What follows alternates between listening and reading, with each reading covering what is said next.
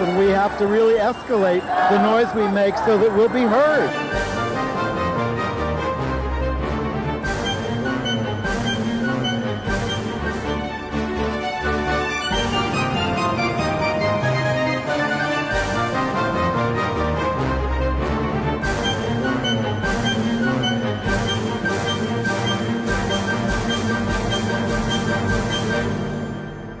Hello, everybody. Welcome to Gay USA. I'm Ann Northrup.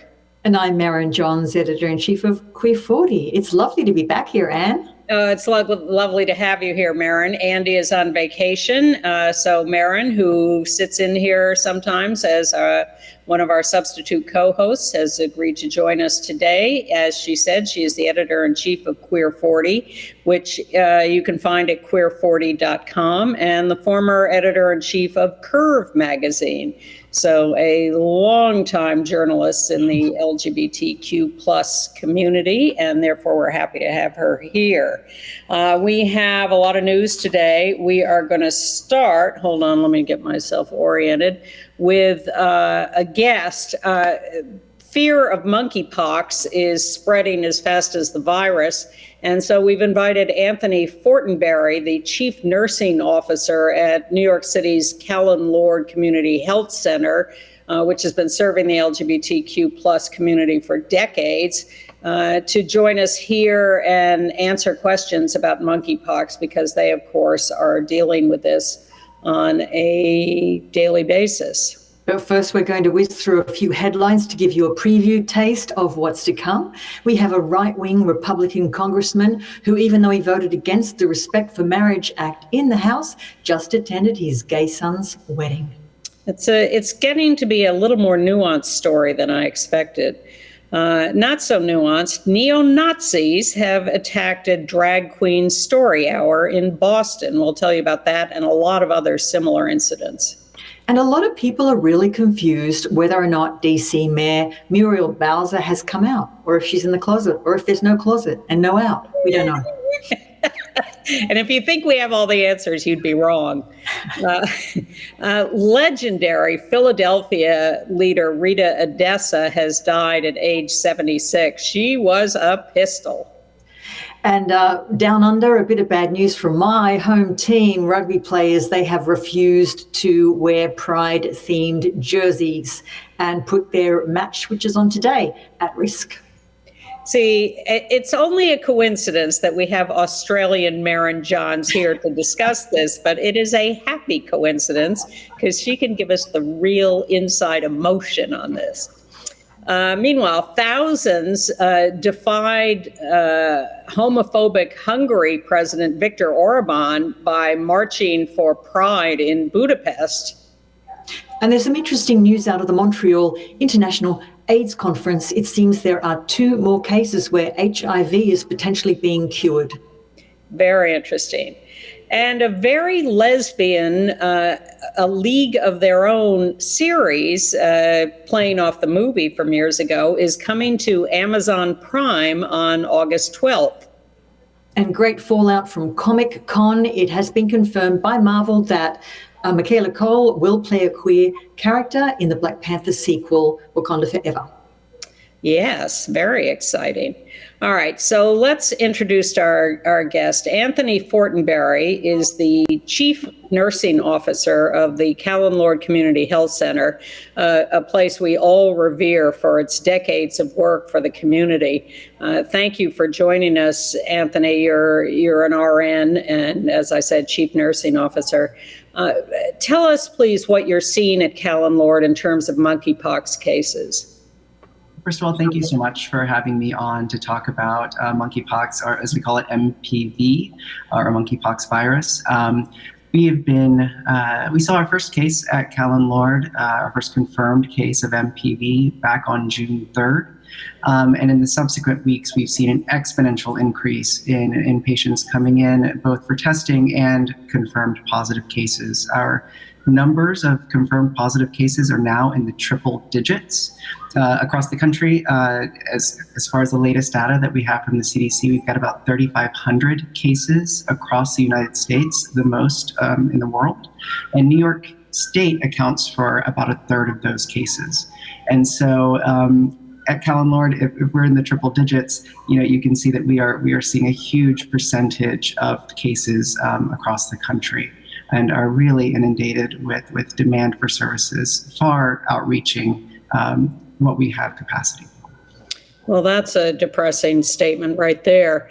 When I have to admit that when I first heard about this, we were told, it's not fatal except in rare cases. It's something you get over in a couple of weeks. Is this really such a big deal? But it seems to be getting scarier and scarier. First of all, you don't know about mutations and where it might be going.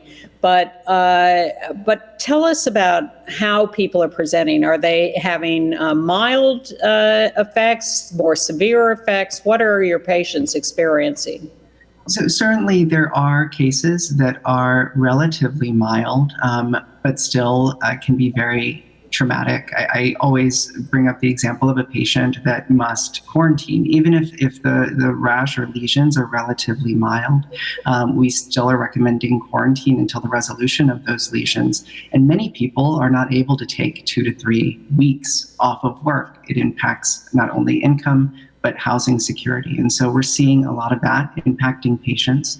But also importantly, a lot of our patients are experiencing very severe symptoms, lesions that can lead to tissue damage, scarring, difficulty with eating and drinking or using the restroom. I mean, this, to give an example, only the most severe patients, the most severe outcomes are recommended for tecovirimat or TPOXX, antiretroviral treatment. And so at Callen-Lorde, we currently have approximately 80 patients that were severe enough and met the guidance to be recommended for TPOXX treatment, just to give a sense of the volume of patients that are experiencing severe infections of MPV. And so, also, I will mention that TPOXX is an experimental medication. It's only been provisionally approved by the FDA for the treatment of MPV. And so every patient that is deemed appropriate, so these are patients in a lot of pain with very severe symptoms, have to go through a really arduous process to access TPOXX. And so that's one of the areas of advocacy that we are really promoting, and that is the emergency use authorization of TPOXX for the treatment of MPV, so we can expedite this process for patients that are most in need. I will also say across the country, about 10% approximately of patients that have tested positive for MPV are severe enough to be deemed appropriate for TPOXX treatment, and about 40% of those patients are living with HIV. And so this is disproportionately largely impacting patients that are living with HIV, which is another population of patients that we serve at Callen-Lorde. And so it's a bit of a concern to us that this medication is so difficult to obtain right now. Do people with HIV have, now I assume that's some coincidence of just where HIV is colliding with where MPV is showing up, but are there specific reasons people with HIV might be vulnerable to MPV or have particular outcomes with MPV? Well, certainly any immunosuppression is going to make someone more vulnerable to these types of outbreaks, but there is still much research to be done related to the specific outcomes for patients based on chronic disease history. But certainly I also think, this kind of lends itself to discussions around whether this is something that is solely impacting the LGBTQ community or the population at large, and where to focus resources and education. And, to your point, these outbreaks always start with social circles, right? And so it is less about sexual orientation or gender identity. Viruses do not discriminate to specific populations, everyone is at risk. And so, when I hear these debates around how to focus outreach and education, I really don't feel that it's an either or, but rather a both and. I think that we need to target resources toward the population that is being most impacted right now, yet everyone is at risk. And so we need to ensure a public health campaign provides information so that everyone can be as safe as possible. Anthony, on that note, I've noticed that our community, some of the discussions around how to stop this virus outbreak are really, really split. There are some people, some activists in our community saying shut down the bathhouses, abstain from sex for a number of weeks. There's a lot of echoes, of course, going back to the early AIDS pandemic, and this is very traumatic for people. What can we do? What would you suggest we can do to unify our community and help each other? Because it feels to me that the stigma, I walked past a pop-up vaccine centre in the Bronx the other day. There were 40 people online. All of them were gay men. There was one woman. So it's really, with a visual like that, it's really hard to undo the perception that it's not a gay STD. I even talked to some of the guys up there and they said they were literally getting the vaccine so that they could continue their lives as they were before. What is this doing to our community, and what do you suggest?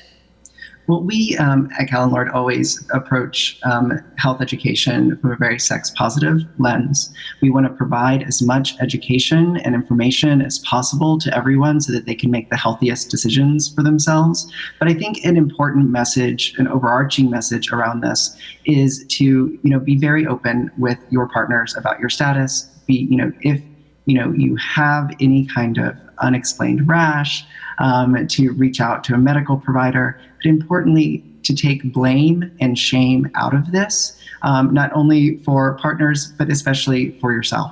I think it's important for people to not feel ashamed around MPV, infections, and to make sure that they can get quick access to treatment to help stem the tide of further transmission.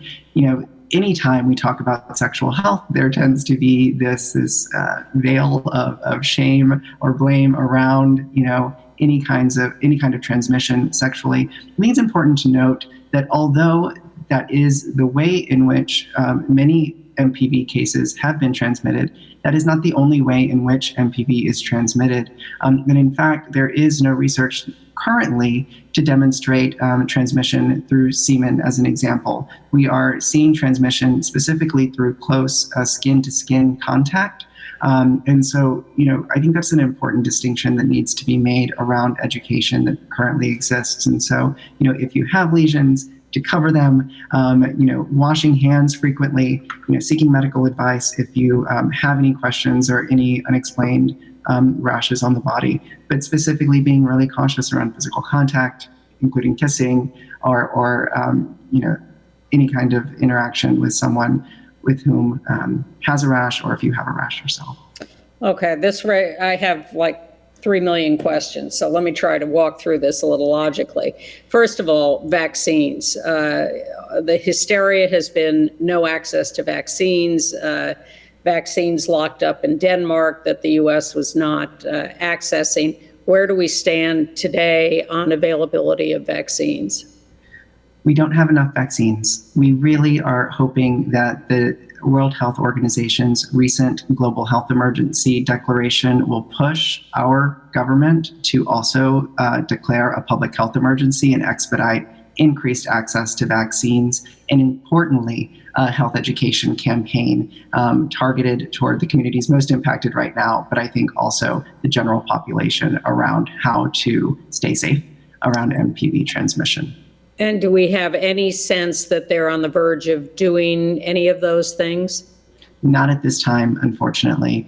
We have far more people that need access to this vaccine than currently are able to access it. And, we are rationing healthcare just as we were at the beginning of the COVID pandemic. And we know when we ration healthcare that only the most privileged people are able to get access to those services. And so health equity is another important component of vaccine access that needs to be centered in the rollout. I think it's really hard to do that when resources are so scarce. Absolutely. We're calling on the government to increase access to vaccines so that we can center health equity and make sure that people most at risk for poor health outcomes as a result of an MPV infection get first in line. One of the most, poignant stories that I keep hearing is the searing pain that people feel from anal lesions, and that it is just at an unbearable level. So I wonder whether condoms are a preventive that people should go back to using, that they used to use for HIV. Well, I'll tell you, that is, we like to say, another tool in the toolbox of prevention strategies that can and should be used, dependent on the type of sexual relations you're having, of course. But, it's about providing, a wealth of information that people can lean upon in whatever situation they're in to help protect themselves best. And so, again, it's one of those, both and scenarios where we want to just make sure everyone has all of the information that we have available, and it's provided in a way that is really accessible to people. Not everyone, has broadband and the ability to access the information we have on our website, as an example. I always think back to early days of COVID, where people had no idea why the city was shutting down, though COVID had been in the news for weeks. Not everybody accesses information in the same way. We still have patients coming in with unexplained rashes that are likely MPV that have no idea what monkeypox is and have not heard of it yet. And so, we need to do a better job, I think, of getting the word out to our community to ensure that they can keep themselves safe. But also, we lean on the larger public health infrastructure to support that as well. And you made reference to the difficulty of accessing TPOXX, the experimental treatment for this. We've heard tales of 100-page applications that needed to be filled out to access this because it's not FDA approved for this and available. Is that still the case? Do you see any possibility of that loosening up? We have been in contact with the CDC. In fact, yesterday there was an announcement of an attempt to streamline that process. It's not quite 100 pages, feels like 100 pages, and it takes approximately 2 hours per patient. So as an example, last Monday at Callen-Lorde, we had 25 patients in need of TPOXX. And so the administrative burden on healthcare providers is also really important as we lean on an exhausted and depleted healthcare workforce to do this administrative work. It requires a medical provider to do a very lengthy assessment and administrative staff to input all of that data into the CDC framework in order for the CDC then to approve the medication and then for the medication to be sent to the patient's home because it is only available through the Departments of Health. And so, I think New York is fortunate in that we have a system in place, but it is a very difficult system to navigate. I know that not all providers have the resources to be able to navigate it, and it's causing delays in care for patients. And it's important to note, again, these are the most severe cases of MPV that are eligible for TPOXX. And so we're causing delays in care for the people that really need it the most. Anthony, the White House said a few days ago that they were very optimistic that they could contain this outbreak. As somebody in the front lines, what's your view of that claim? Well, I would love to see us get in front of this outbreak. I think that there is still time. I think rapid action to get both an increased access to vaccines for those most at risk, as well as access, as more streamlined access to TPOXX, because in many ways, treatment, it helps to also expedite the resolution of the infection and decrease the possibility of further transmission. And so an emergency use authorization for TPOXX for the purposes of this would also help to stem the tide of exponential transmission that we've seen in the past 2 weeks. And we have seen at least a couple of cases in children, which of course leads the right wing to claim that gay men are raping children and giving them MPV. And you mentioned to us before we started taping people who are incarcerated. Talk to us about these kinds of cases.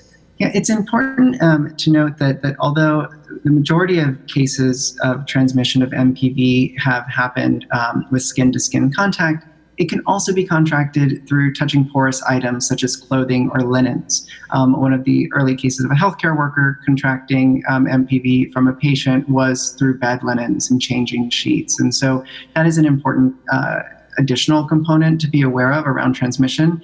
But also it's really important, and I have to mention, that MPV is not very easy to contract. It is not spread through like brief conversations or brushing up against someone or touching things like doorknobs or elevator buttons. These are not ways in which we have seen transmission. And so I don't want to unnecessarily cause concern while we are providing this information. So important thing to note. So, with this, non-sexual, if you will, transmission that's happening, it is important for the general population to be aware that, like, if you have any kinds of symptoms that might be considered MPV, to urgently seek medical attention so that you can prevent spread to roommates, to family members, especially post-COVID. We are in the post-COVID world that we're living in, seeing a lot of multi-generational families living together, which is, an opportunity for transmission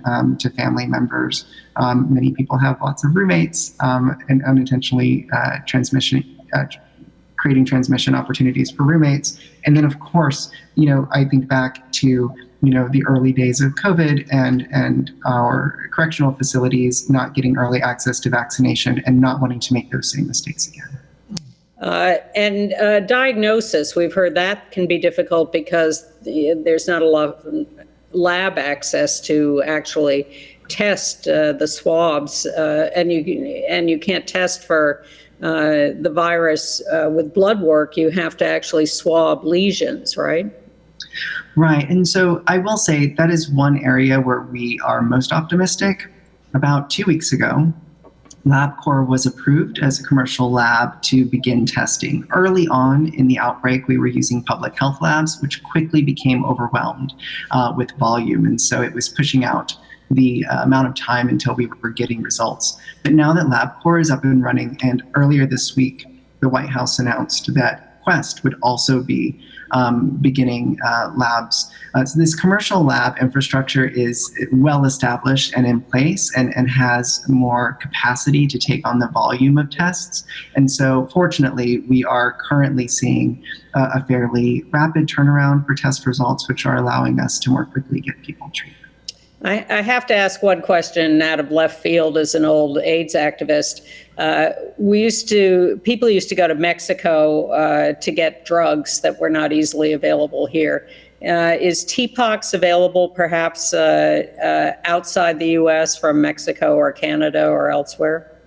Yeah, well, so TPOXX has only been approved, at least in the US, for the treatment of smallpox. And, smallpox has been eradicated for some time. And so I would not imagine that it would be readily available simply because of lack of demand in other countries as well.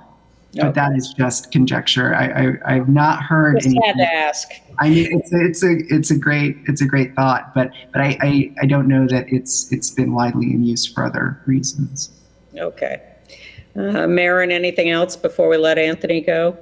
No, I just want to thank you for all your work at Callen-Lorde. I know we are living in a time of viruses. I think a report came out from, I think it was the WHO, that said that zoonotic viruses were up by 35% or more. So it seems to me there's more of these things coming down the pipeline, and this is just the beginning. If you could say to the Biden administration, what needs to happen to our health system? It seems we didn't learn much from COVID. What do you feel that needs to change in the system to streamline this if there are going to be more and more viruses like this? Yeah, I will say that's a great question. We have caused this by underfunding our public health infrastructure. And I similarly feel that we've not learned from the mistakes of the early days of COVID, and the early days of MPV are a reflection of that. we need to invest in a stronger public health infrastructure so that we can be more proactive when these outbreaks occur. And it's always a when and not an if. And less reactive as we find ourselves today. I will also share that I think better communication between departments of health and organizations that are at the front line with other cities around the country is something that we are working to do at Callen-Lorde. We want to take, lessons learned, being kind of the epicenter of COVID in the beginning and finding ourselves in a similar situation with MPV, we want to make sure that we're sharing our best practices and lessons learned with other municipalities that have yet to see their first case. We want to make sure that Indianapolis is getting the same, information and access to data that we are receiving, and that we're sharing best practices so that when cases arrive there, they are better prepared than we were. Okay. Thank you, Anthony. We'll let you go now because we have a ton more news to cover, but we will ask you to come back, I'm sure, in the near future to update us on all of this.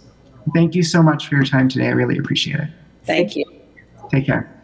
Okay, and there's word that the Biden administration is going to appoint a national coordinator for this, a czar. We'll see whether that happens. And also the New York City Health Commissioner is asking the World Health Organization to change the name of monkeypox because it's just too stigmatizing and too confusing to people. So maybe they ought to run a contest to come up with a new name. Wow. Talk about gallows humor. Let's rename that virus. Yeah. Yeah, there are a few things they could do before then, as Anthony so eloquently described. All right, local politics. Well, we're waiting for the Senate to vote on the Respect for Marriage Act that was passed in the House.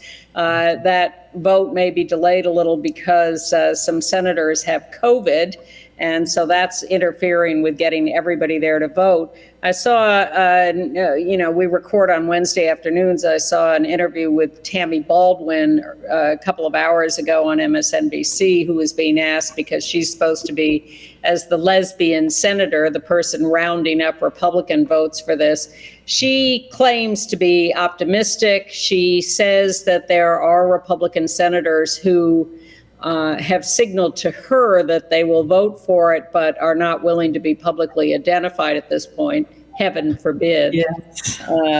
So we're on the edge of our seats, waiting for that. But these Republican senators, they say, "Oh, we don't need it. This is just a Democratic plot to embarrass us or whatever." But we do need it because there are a lot of laws in place and state constitutional amendments that will kick in as soon as the Supreme Court gets rid of Obergefell and kicks it back to the states, and it will become illegal in states. And Andy raised the question last week, can people actually leave their states and go get married elsewhere where it's legal? And I very cavalierly said, sure, why not? Go to your neighboring state and get married. That's legal. Why not? And I read something this week that said you can be prosecuted for having an evasive marriage if you do that in your home state, if you try to go back there and get your marriage recognized. It just never ends, does it? I mean, best case scenario, it'll just go back to what it was before, where you can get married wherever you want. You can get married 50 times, but it's not going to be federally recognized. And that's going to, of course, influence immigration and all kinds of things. It's just federal benefits. It's going to be a disaster. Yeah. So then we have the case of this representative from Pennsylvania, Glenn Thompson, a right-wing Republican, and he votes no on the Respect for Marriage Act in the House, one of, 3/4 of the Republicans in the House who voted no on it. And then 3 days later, he goes to his gay son's wedding. And they've got audio of him speaking at the wedding about how happy he is to welcome a new son into his family and how great it is that his gay son has found a partner in happiness. That's what you want for your child. And I start, the first reaction is, what a hypocrite. Right. But I started thinking about this a little more deeply and thinking, how really desperately afraid these Republicans must be of the minority base that are so angry and violent, and Donald Trump and everybody else, that they would humiliate themselves like this by voting no and then going to their gay son's wedding. Exactly. And I feel it always disappoints me about politicians who, even though they are elected to serve the public, their private lives are something quite different than what they publicly proclaim. And it's really disappointing because, you can see that Congressman and Mrs. Thompson, they want their son to be happy, but they don't want the laws to, they don't want themselves to be seen to want that happiness for all. So that's more and more becoming the Republican agenda, I think. Well, they just must feel terror at the idea of risking their public persona, their job, their whatever. The level of terror far outstrips the terror about monkeypox. They are just... And they are, I don't know if I should use the word slaves. That may be inappropriate, but they are just trapped in this cage of terror at responding to what the majority public opinion is. They're in this narrow little box with their masters who are holding them hostage on this stuff. Right, and that's a theme. I always I think if we go much further to the right, there is going to be the life you live publicly, and then the life you have to hide, and that's a great segue for this Xander Moritz, the gay high school senior who finally delivered his banned graduation speech to the Department of Education because he wasn't allowed. He wasn't even allowed to deliver the content of the speech in his actual school context. So Xander is an graduated senior from Pine View School in Osprey, Florida, of course, and he was able to deliver his banned valedictorian speech in Washington, D.C. at the invitation of the U.S. Secretary of Education. But it was sad that this is an example of the law now in Florida that was able to ban him from delivering that speech to his Florida high school graduation students because it simply mentioned LGBTQ life and activism. It simply mentioned who he was and what he did. So in a happier note, Education Secretary Miguel Cardona invited Xander to deliver it in front of the U.S. Department of Education. And that was a nice way of overriding the school principal, whose name is Stephen Covitt, who basically said, if you mention anything about LGBTQ, we'll simply pull the mic. Yes, and he was the valedictorian. So he got up and gave a speech instead about his curly hair and how he'd always been afraid of coming out about his curly hair. But, that was very clever. But to be able to stand up and with full self-respect and pride deliver the actual speech about being gay at the Department of Education, I think was just a great triumph. And it's like Orwellian. It's like doublespeak. I mean, one of the reasons I moved to the United States was because of freedom of speech. It's really one of the only countries in the world where you are actually allowed to, and now, I mean, this law is terrifying to me. Oh, please. And then you have Alex Jones claiming free speech to go lie about whatever. If we get off on this, we'll never do.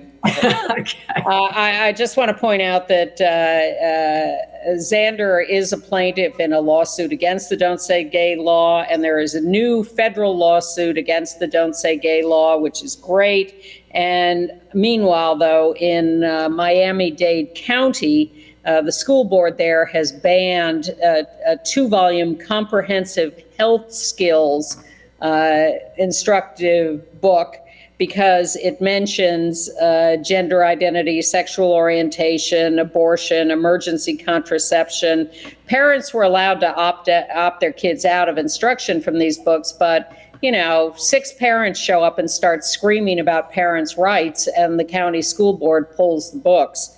So I'm sure that will all be revisited in the lawsuits.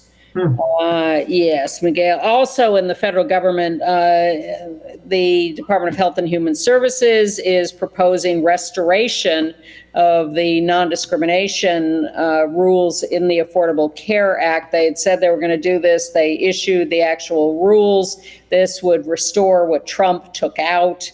So with any luck, there will be protection for access to medical care for LGBTQ people that Trump tried to get rid of. All right. In the District of Columbia has a mayor, Muriel Bowser. She's been there for years.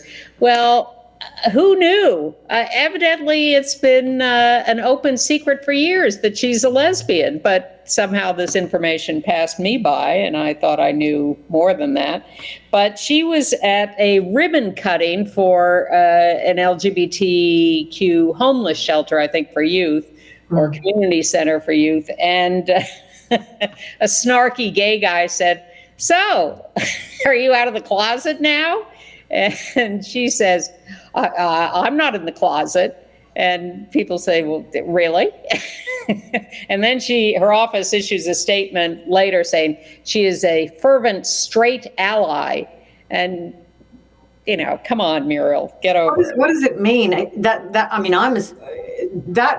She's an ally to straight people, or she's straight, she's an ally to us? Don't be coy, Merryn. It means the straight person is an ally. But you go right ahead and accuse her of that. Well, I'm interested in this theme of duplicity because she's doing a ribbon cutting for a shelter for homeless LGBTQ people. It's kind of like you need to bring your full self to work. If you are in public service, you need to bring your full self to work. I don't blame people saying, so what's the story? With straight politicians, we all know who their wives are, who their children are, what church they go to. This goes back to the terror. This is the punitive nature, and we're about to get into that. First of all, I just want to note that the Victory Fund, which supports LGBTQ candidates around the country and has for years, and does a great job. And Anise Parker's been on this show a couple of times recently talking about that, the executive director, former mayor of Houston. They have just announced there are more than 1,000 LGBTQ plus people running for office this year in the United States at all levels, from school board to city council to U.S. Senate and governors. We are everywhere, and clearly this is a response to the attacks by the right wing and people standing up and saying, I'm going to get involved and I'm going to do it. And that is just fantastic. And it's a very diverse slate of candidates. 40% of them are running for the state legislature, which is crucially important, but they are of all ages and races and sexual orientations and gender identities. It's a really inspiring piece of news. Mm-hmm. And even the log cabin Republicans in Texas have admitted that they have failed in trying to convert Texas Republicans to being more humane. And so they are dropping out of the Republican Party there, I think. Yeah, I hope so. Yes, we're going to need the rainbow tide, if we're still allowed to call it that, because the speech Donald Trump gave yesterday is truly terrifying. He's back and he's worse than ever. And it's such a far cry from even that moment where he wrapped himself in the rainbow flag and was like, I'm really good with the LGBTQ people, because he was basically there slandering our community and saying that we were sickos and grooming children and that there was a transgender takeover. Some of the language he used was so disturbing and also incorrect, because you can fact check a lot of what he was saying, and he's pretty much gotten all of it wrong. But the fact that he's using it at all as a strategy and getting cheers from the crowd. That's the most disturbing part, that he's back this time with a platform. If he does come back for 24, he's coming back on an anti-LGBTQ platform. Before it was anti-immigration, now it's anti-us. Yeah, no one thinks he's a genius, but he knows how to pay attention to what's going on in the world occasionally. Scapegoating us has a long tradition going back at least the last 20 years on marriage, and long before that. Well, go back to the McCarthy era. We have been the scapegoats, but it has turned particularly vicious this year. And this sudden use of language of pedophiles and groomers in sexualizing children has come out of nowhere and is truly terrifying. Now, we have Marjorie Taylor Greene and Lauren Boebert, who have attacked a Canadian teacher for decorating his classroom. They have, it's a wonderland, his classroom, and he's not even in the United States, and these sickos have gone after him.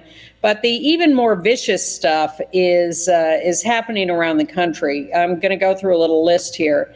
In Boston, neo-Nazis, and I say that because that's what they call themselves. They are the National Socialist Party.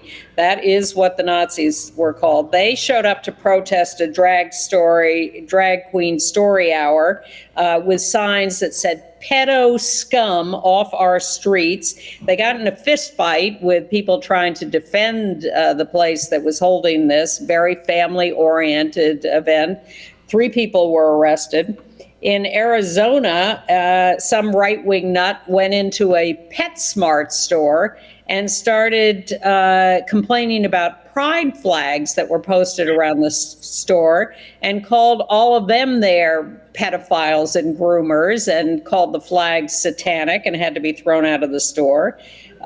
In a Chicago suburb, a bakery had to cancel a family-friendly event when a guy broke their windows, left a bag of feces in front of their door, wrote slurs all over the walls, anti-LGBTQ slurs.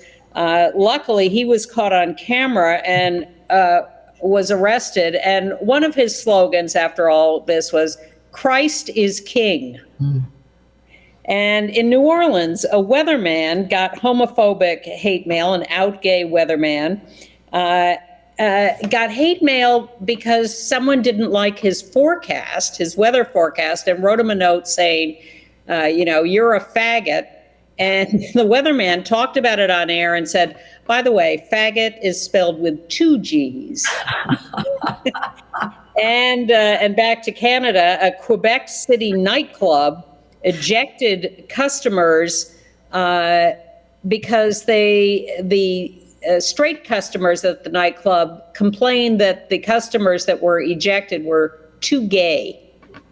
And this is what's going on. I list these because this is what's going on everywhere. And this violence and this campaign of terror is only escalating and is just terrifying, I think. Mm-hmm. I mean, we used to talk about this as microaggressions.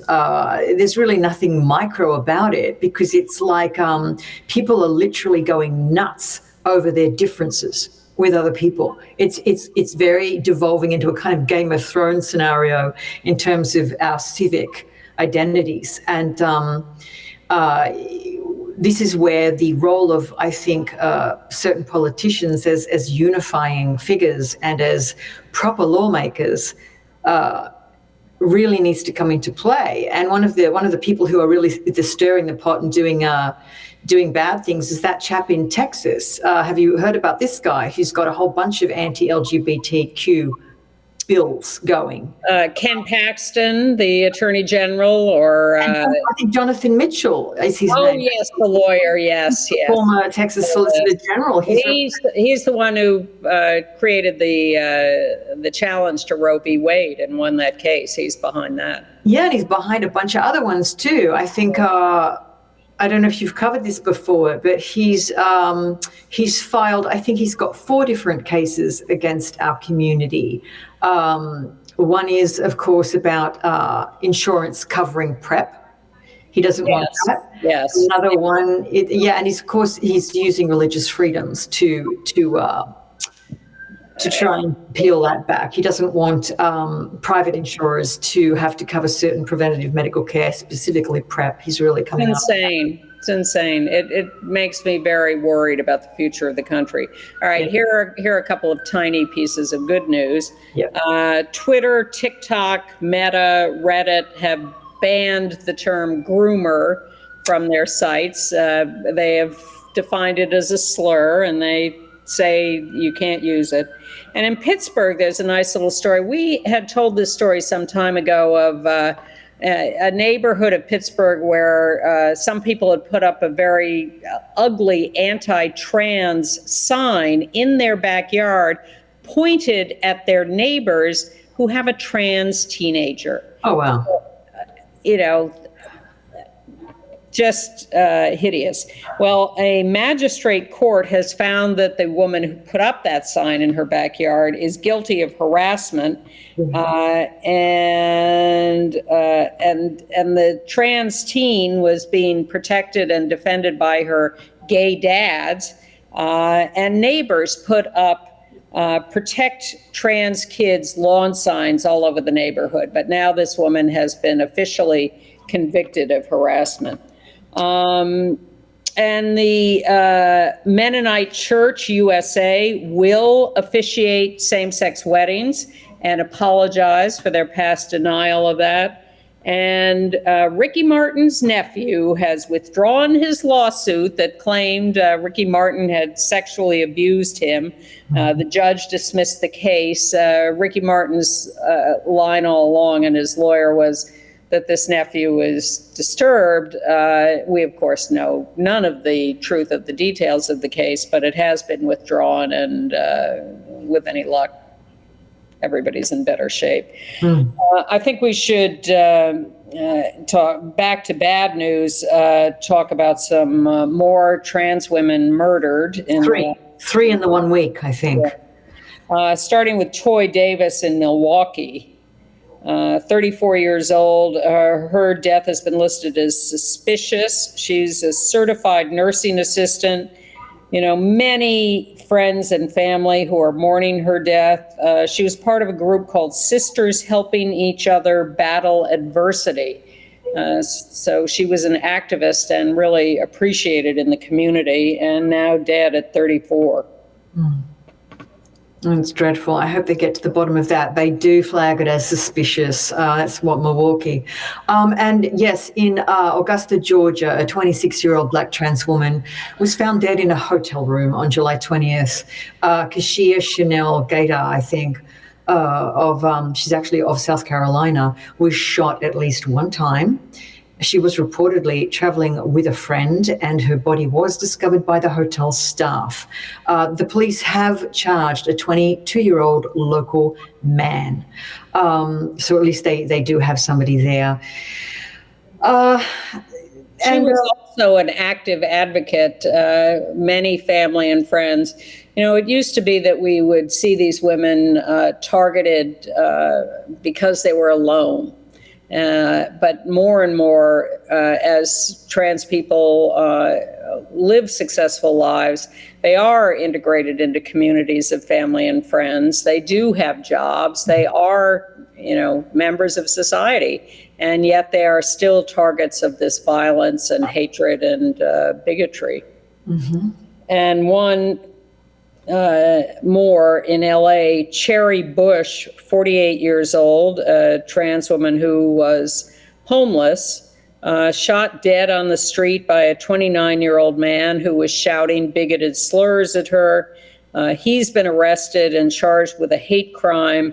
Cherry had a rather checkered history and was at one point affiliated with a white supremacist group, but was out of that and living on the streets and became a target. The cherry will be the 23rd transgender person reported as a victim of fatal violence this year. We also lost some members of the community who died, who were really striking people. In Philadelphia, Rita Addessa, 76 years old, there you see her in action. She was the executive director of the Philadelphia Lesbian and Gay Task Force for 25 years, known as a tireless fighter. Some people found her difficult. When you're a tireless fighter, you are often labeled difficult. But she got a Sexual Orientation Non-Discrimination Act passed in Philadelphia in 1982, long before New York. Mm-hmm. She established an anti-violence hotline. She fought for funding for gay people, jobs. She fought the Philadelphia Police Department, and she fought for people across all communities. She grew up as a working class woman who brooked no polite compromise, and she fought along lines of race and gender and class, and she was, I described her as a pistol in the headlines. She was notorious and led endless demos and rallies and really fought for everybody. That's a huge loss, Rita Addessa at 76. Oh, yes. And living a lot quieter life was Ronnie Solbert, who died at 96 years of age. Ronnie was a very talented illustrator and modernist artist who lived in New York City, grew up in Rochester, and in the early 1960s, she was already living with her partner, Jean Merrill, in New York City, where they were, wow, I can just imagine them. They were like a couple of characters from the movie Carol. It's like the golden age of lesbians for me. I would, if I could have Ronnie's life, I would have loved to, because she illustrated all the books written by her partner. Jean Merrill wrote children's books, and they seemed to have a very idyllic existence. They had a farm in Vermont. She taught art up in Vermont at one of the colleges, actually. And the books they collaborated on together always had a really interesting social message. I think their most successful book out of the 18 they wrote was called Pushcart War, which was about, protesting for their local community and organizing when New York's Parks Department announced plans to tear out many of the park's benches and chess tables and community spaces and really old trees to make room for a softball field. They activated all of the community to come and write protest letters and preserve Tompkins Square Park in the city. So they were those lesbians who I love. Of course, I find it highly ironic that lesbians would be protesting against a softball field, but that's so good. That's another story. But they did move to Vermont eventually. They were together 70 years before Jean died. Tony Kushner, the legendary playwright, talks about the pushcart war as his first exposure to the idea of community organizing and protest. And it was a very, very, very popular book, not just a little children's book, but one that really put out the value of community organizing. And then on a slightly different level, Carlton Varney, who was a legendary interior decorator. He died at 85 in West Palm Beach. And he was also an author, wrote many books. He was an associate of Dorothy Draper, who was an equally legendary decorator. And after her death, he took over her business and was the owner and president for 60 years. He worked on events in the White House. He redid the Greenbrier Resort in West Virginia. He worked with Judy Garland. He's survived by his partner, Brinsley Matthews, but again, the end of an era with the death of Carlton Varney. All right, should we move on to international news? Mm-hmm. Okay. Take it away on Australia. We have very little time left, so let's do this and hopscotch some headlines. Yeah, well, I mean, it's always disappointing to hear when athletes. It's so hard to come out in sport anyway, and there's such a long history of champion athletes in Australia who were stifled and really made strides when they came out. People like the gold medal Olympic swimmer Ian Thorpe says a lot of his substance issues and mental illness issues had to do with the fact that he didn't feel he could come out. And Ian Roberts, the rugby player, he did come out and he really did make history there in Australia. So it shocked me when I read this headline that 7 players in Australia's National Rugby League boycotted a match that was on today because they didn't want to wear the Pride jersey that they were given. It just simply had some quite subtle rainbow stripes.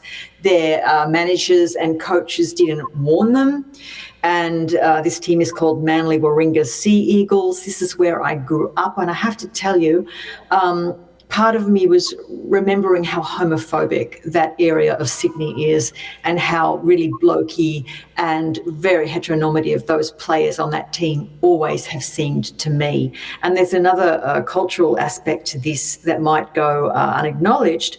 The players, the 7 that were protesting, are actually mostly Pacific Islanders. And of course, Pacific Islanders from that region, whether it's Tonga, in the South Pacific or another island nation, they tend to be deeply religious. So I do think there were some issues there. I think management probably should have brought the players in and advised them that this is going to happen rather than springing it on them. But also there is a lot of hypocrisy at work here because that team is also, I believe, sponsored by a brewery and a betting agency. It says Points Bet right on their shirts. Yes, and they cited religious objections. All right, we have 2 minutes left, so I'm going to hopscotch some headlines and not cover everything. In Greece, the Orthodox Church is formally objecting to that baptism of the kids of a gay couple. But Greece is no longer going to do corrective surgery on intersex babies. That's good. The Eurovision Song Contest is going to be in Britain because they came in second this year, and Ukraine, which came in first, cannot hold it. Andorra, with a population of 77,000 people, is going to legalize same-sex civil marriage.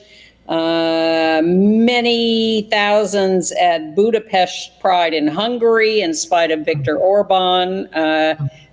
There's the picture there. And 150,000 in Berlin at the annual Christopher Street Pride March. And the Bundestag and Chancellery flew rainbow flags for the first time. In Taiwan, the High Administrative Court says the country does have to recognize transnational marriages, one from Taiwan and one from Japan here, even if the Japanese government does not recognize same-sex marriage. Cuba's going to hold a public referendum on same-sex marriage. They've promised that before and withdrawn it. Brittany Griner is claiming she was using cannabis for medical purposes and it was an accident. We're still waiting for the court to decide. And, oh, God, we're not even going to get to the HIV cases. International AIDS Conference, a couple of new cases, stem cell transplants. You can't do them for everyone, but some good news there. And Michaela Cole, who you may remember from I Will Destroy You, is going to play a queer character in Black Panther, Wakanda Forever. We're done. Thank you, Merryn. Goodbye, everybody.